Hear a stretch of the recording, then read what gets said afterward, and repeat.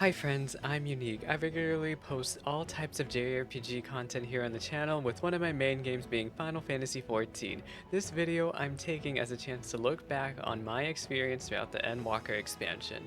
I did a lot of combat content for the past 2 years of this expansion, so I'm admitting right now that I'm going to be way more biased towards talking about that type of stuff than the main scenario. I've been playing Final Fantasy XIV since patch 5.3 when they expanded the free trial to Heaven's I was pretty much degenning this game on the daily, and as a Final Fantasy fan, I felt like a clown for not checking out this game sooner. All the references in this game make so many scenes feel like part of a theme park. I got to endgame in time to raid during Eden's Promise, and that was my first time doing high end. Eden means a lot to me, and I'm looking forward to Eden Ultimate. So, when Endwalker launched, before I even stepped foot into the main scenario, I leveled Sage day 1. While that level grind was very painful, I was amazed by the quality of the writing this expansion had before even getting to the main scenario. I just wanted to point that out, like the job quests for Sage I was so impressed by and had a fun time. It was such a shame that it was only 10 levels. I was indeed part of the nightmare queues.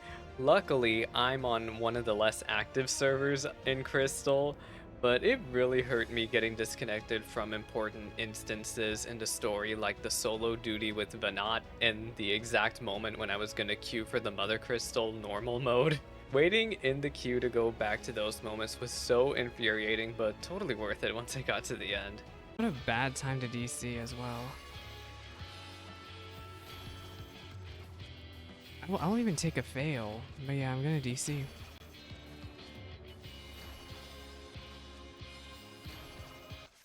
Yep. I hate everything. Wow, what a really bad time. Let's see, what's the Malboro queue at? Well, not as bad as I thought. Overall, Endwalker 6.0 main scenario was an ending that I am satisfied with. I'm not much of a crier, but I was definitely freaking out, both out of fear over the more shocking moments in the story and, my interest in Justinian. But seriously, the message of hope in Endwalker's MSQ means a lot to me, and I think the writers did a good job handling this monumental task of wrapping up a 10-year arc. There were so many emotional moments that made the build-up of these past expansions pay off and made my friends sob for a very long time. I enjoy Endwalker for what it is, and I will always remember everyone's reaction to the story during launch time. That is my answer to any and all discourse with base Endwalker's main scenario. I took my time with the main scenario and was so glad I engaged with all the little side quests along the way with 6.0 launch, like hanging out with Shaggles and getting to know the crafting nerds over at the Studium. The role quests were pretty alright this expansion too, nothing really too much to write home about. The healer one was fantastic and wrapped up some problems I actually had with Stormblood. Even with the final quest, adding some character development to a pretty mixed opinion character from base Endwalker. These role quests feel like they are conclusions within themselves, and we're gonna see nothing more from them later on, like we are with the Shadowbringers ones. After my mad dash through MSQ, it was just kind of a huge grind of crafting, farming fates, and doing extreme trials in preparation for the Savage tier. Honestly, month 1 feels like such a blur now, which is funny because I'm about to repeat the whole process on the 28th here. Onto the raids, Pandemonium, Asphodelos. I was in a static at the time, intent on clearing the entire tier. That whole ordeal was my first time doing Savage raids on content, no echo. This was also my first time healing high end, so I just started off playing White Mage, but learned to really appreciate the more complex healers like Astrologian in order to make later fights like Phoenix a lot easier on the group with the Macrocosmos cheese there. I feel I'm a lot more comfortable now on the healers that are considered more difficult like Astro and Scholar. My static had our good times. There were happy moments, there were struggling moments, and there were moments where we really felt like a friend group. We were able to clear the tier in a whole 8 months. Phew! Took us pretty much the entire duration of the tier to clear, but my static at the time did it with a smile and definitely became better at raiding. Unfortunately, I was no longer in that group by the time Abyssos dropped the weekend beforehand. When it came to 6.1, I could talk about the main scenario, but all I really have to say is I was glad to hang out with Estinian some more, and I was just cruising through the main story, looking forward to more adventures. 6.1 really for me was when me and my friends got into something more fun that we still kind of brain brought over to this day, PvP, regular basis to this day. Another piece of content that came out with 6.1 was the Alliance raid. Aglaya Day 1 was the most magical Final Fantasy moments of that entire patch, and it just was the most magical Final Fantasy moment I ever had playing the entire raid series. I want to shout out my friends who did the raid the first time with me because we can all agree this is the best day one we ever had. It was such a shame that this raid set me to a higher standard when seeing the Alliance raids later on, and it's such a shame that mechanics here can get skipped now. Like, you can skip the iconic mechanic to the final boss. I remember freaking out day one seeing it, and I wasn't even aware that you could wipe to it. So around the time of Abyssos, I did find a new group in time for the tier. This time I was on Black Mage, but Abyssos made it really apparent that Doublecaster was in a rougher spot for Endwalker than in Shadowbringers. I would like to thank my summoner friend Jari for putting up with my antics because Lord knows these fights were such a challenge on Black Mage. P8S we got to well after the nerfs, but that fight definitely is still a challenge. I ended up clearing the fight solo and Party Finder just out of sheer stubbornness to clear before 6.3. If you go back to my clear video, it was like 3 in the morning and I was coping very hard. I would like to think I got better on Black Mage after that tier, but also our White Mage quit right when we were about to clear phase 2 in P8S, and I was back to playing healer for pretty much the rest of the expansion. Thankfully, we cleared the tier faster, you know, 5 months, not bad, good progress than my first time with Asphodella's, but oh my goodness, were there some rough spots during Prague. Abyssos easily was my least favorite tier because of the burnout caused by the constant wave of mechanics requiring everyone to be alive, getting so many poor raiders frustrated. I liked the cool people in this static, but unfortunately we did disband before Anabasios launched. I did skip out on DSR in top and I still have not checked those out. Maybe one day I'll go back. I just haven't wanted to put the time into those ultimates. Hopefully I'll have it together for Eden, but we'll see. Before moving on to 6.3, I actually had the chance to check out with my very good friends the brand new high-end content, this expansion, Criterion Dungeons.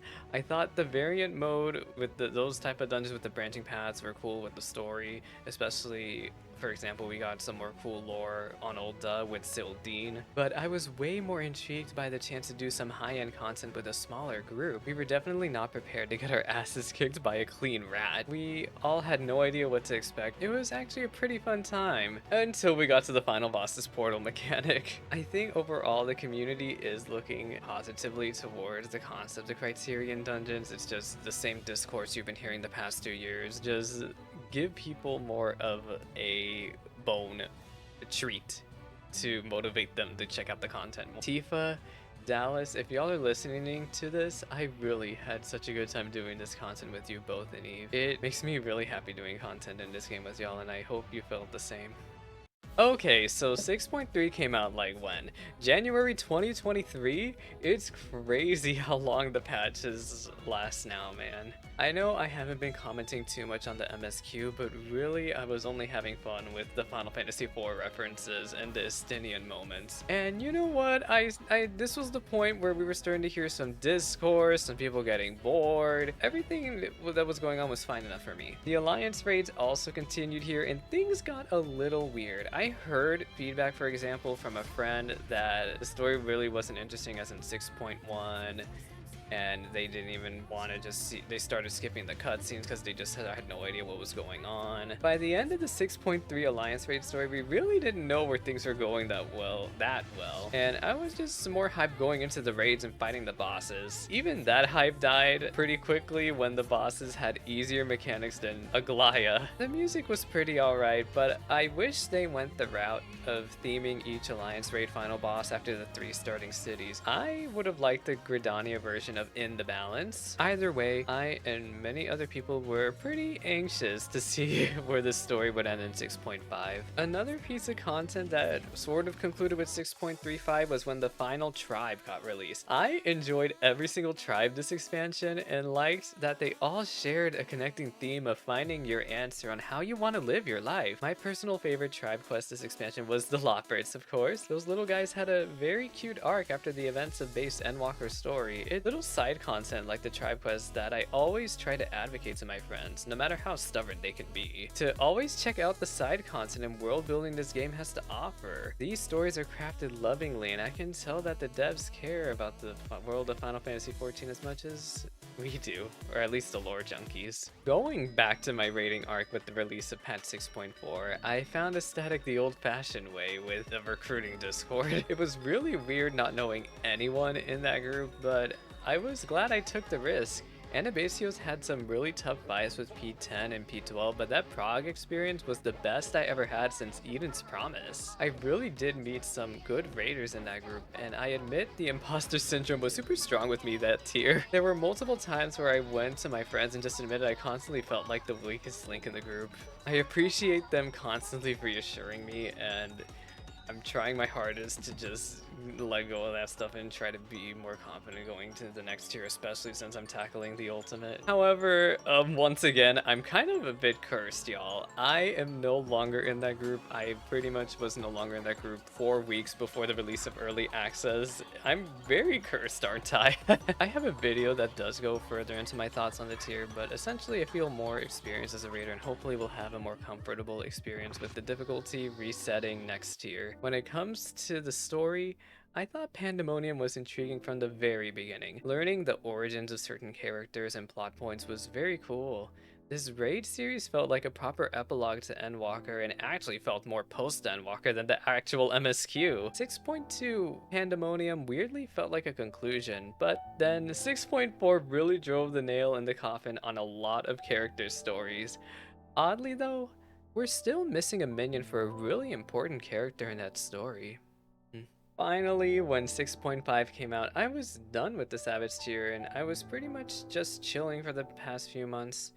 There were some things to look forward to, like the MSQ, the Alliance raids, and many other side quest lines wrapping up. The Alliance raid's story was concluded in this patch, and while the raid was simple and we were all horribly overgeared, it had the magic spectacle that I want out of an Alliance raid, and that's good to me. The story had an emotional ending that paralleled Pandemonium and served as another epilogue to the Hydaelyn and Zodiac saga. The ending once again did what it had to do and even teased meeting up with certain somebodies again. Easily the best part of the 6.5 MSQ to me was when we met up with Gaia again. Yes, there was that high Final Fantasy IV-like conclusion, but being rewarded for checking out side content that, well, is Eden, it feels so satisfying. I enjoy the Eden raid story a lot. It means a lot to me. This was easily the best payoff of the entire patch. Shadowbringers has so much side content, all themed after memories. I constantly nag my friends to check out because it's important to the main scenario. You guys won't believe how many times I've nagged certain people still to check out the Shadowbringers world quest, especially the final quest, as it has implications on the main scenario. Just like how Gaia and Eden is now relevant to the MSQ starting with 6.5. As for the Zero story and the Garlemald bits, I thought they were all okay. Zero had a story of someone learning how to just be human again, and that's sweet. I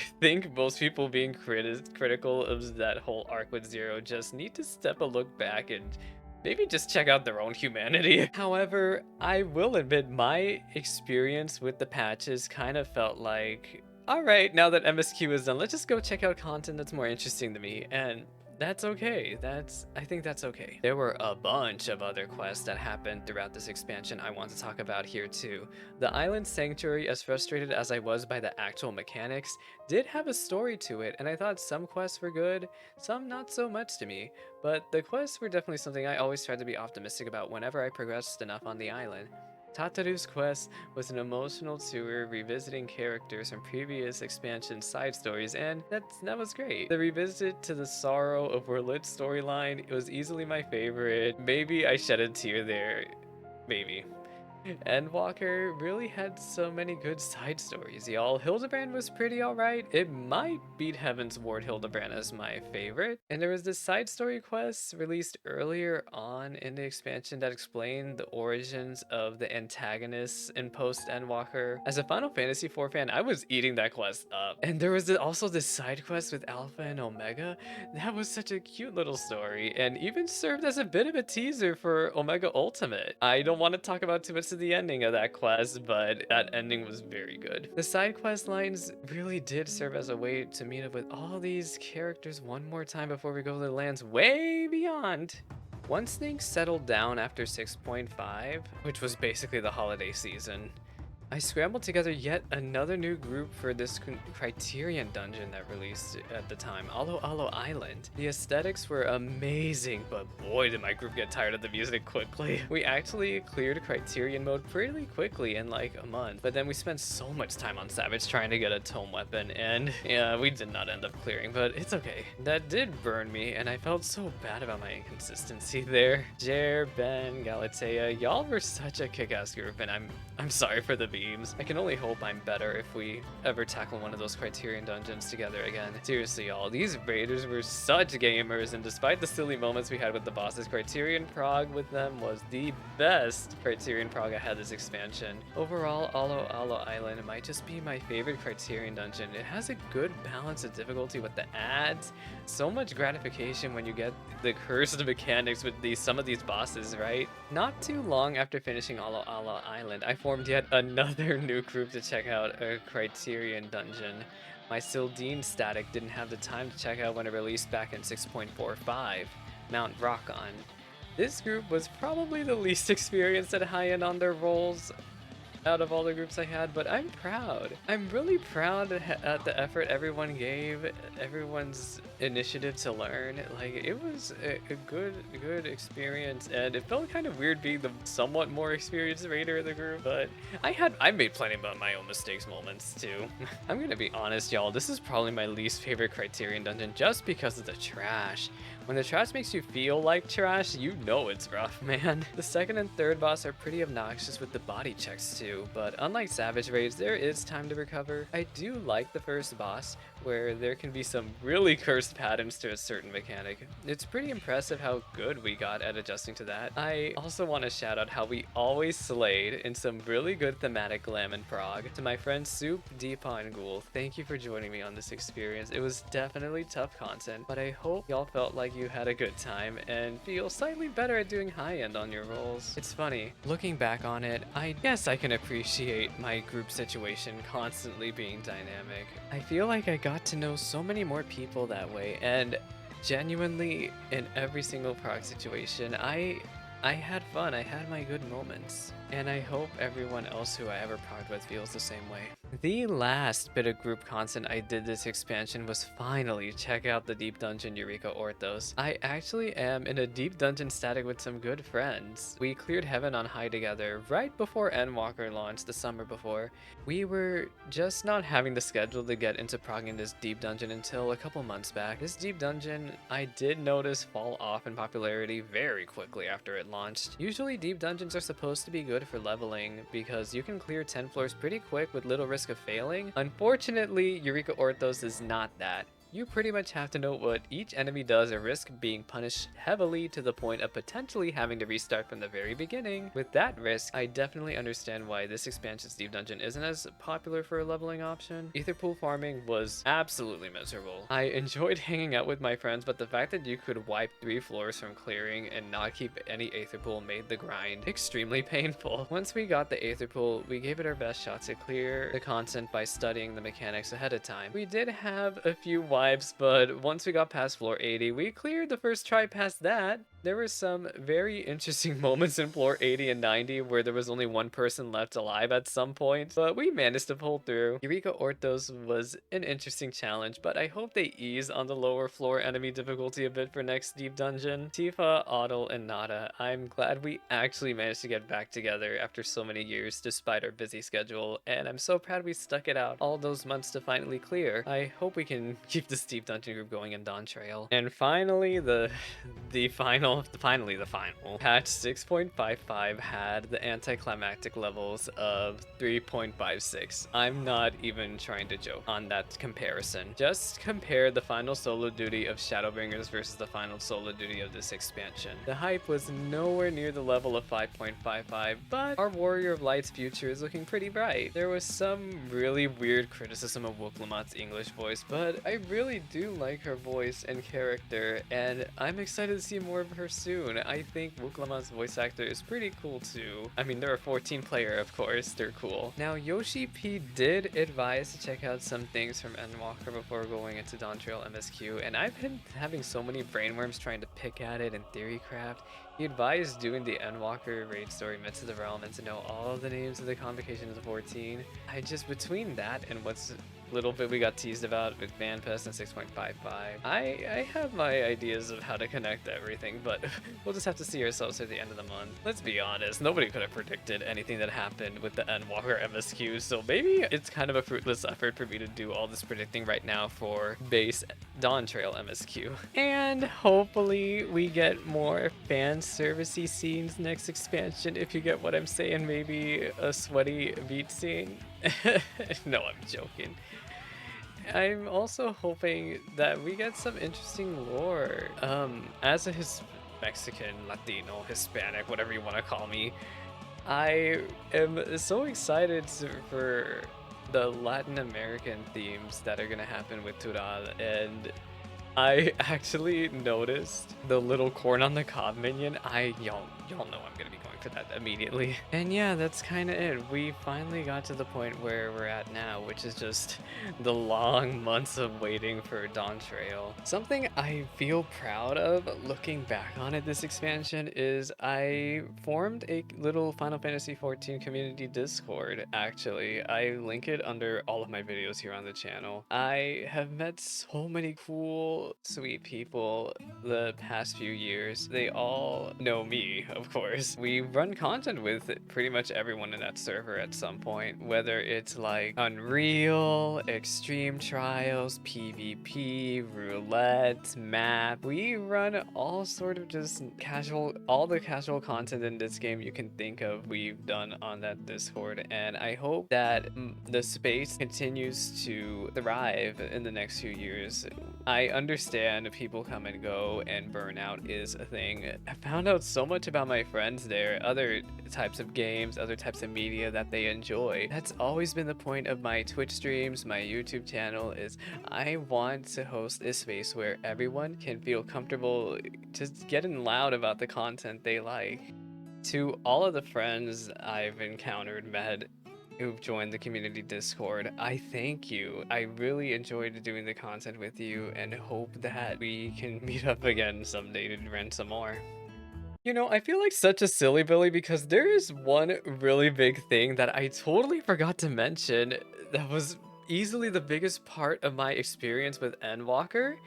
It was going to FanFest, and I feel like such a unique person for actually forgetting something that impacted me in real life. I went to FanFest with Tifa, Dallas, and Eve. Yes, there were so many other things like the lines, the freaking Vegas traffic, the heat, but it was so good to meet up with my best friend Tifa again, to meet Eve, to meet Dallas. But it was actually there were a bunch of really fun moments once we were in the convention center. Watching the reveal of Dawntrail in person live, Yoshi P right across the stage, that Xbox guy also was there. It was such a fun time. If you want to hear more about it, I do have a video going in depth about that entire ordeal, but that easily is good. The most memorable moment of Endwalker to me is going to FanFest. Pretty much ever since then, I've just been on the hype train with my friends looking forward to next expansion. And now here we are, a couple days away here, and the hype continues. Hi, this is Unique of the Future after editing all of that. If you made it to this point in the video, thank you for peeking in. Please just let me know in the comment section below what moments during Endwalker were most memorable to you. I hope you stay well, are hyped, and have a good Dawntrail launch. Be safe, and I hope you have a fantastic day. Bye, friends.